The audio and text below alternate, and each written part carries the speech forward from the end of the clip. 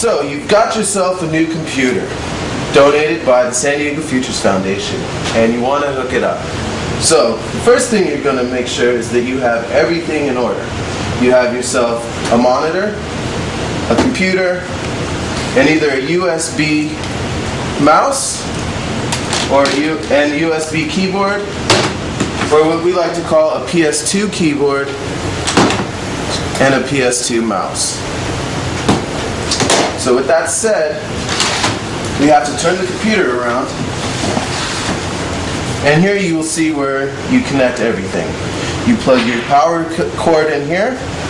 You have your sound card here where you can plug in your microphone, your speakers, and your Ethernet cable goes in here. Here are your 4 USB slots, and here are your PS2 slots. You have your VGA port and your serial and parallel ports right there, which in this day and age aren't very necessary, so you can ignore those. So with that said, first you want to undo your cables so you have enough room. This is your VGA, and if you notice, the VGA is color coordinated with the VGA port, both being blue. And if you also notice, down below, it gets narrow, and on your plug, it also gets narrow. So you want to make sure to match the fat side up with the fat side up. Then you simply just screw in these little screws so that it holds it in there nice and firm, and your monitor is now hooked up.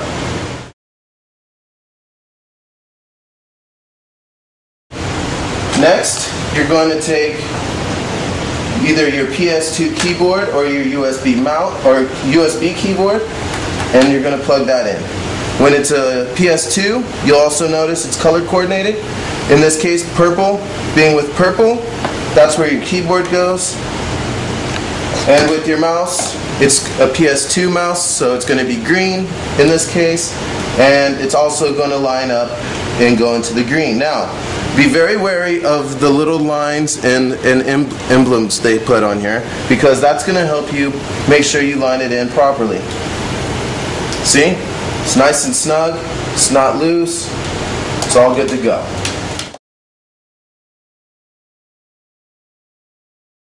Now, if you have a USB keyboard and a USB mouse, it's going to be a little bit simpler. You have 2 little divots with holes in them, and you have your USB slots. So you're going to plug in the holes being upside, and it simply goes in nice and smooth. Now, if you are putting it in upside down, it won't go. Simple rule of thumb, and this is very important, if it doesn't fit, don't put it in. So there you go, there's your mouse. And you do the same thing with your keyboard.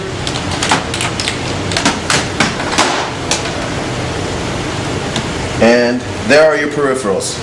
Once you've plugged in your power cord into both your monitor, which is right underneath here, and into your PC, you should be good to go with no problems. And that's all. Okay, so now that you have everything plugged in, you very simply just want to hit the power button, which is located right here in the front of the computer. You have your monitor on, you know so by the green light. As you can see, this is what we call post. It's booting up properly, and you see the Windows XP.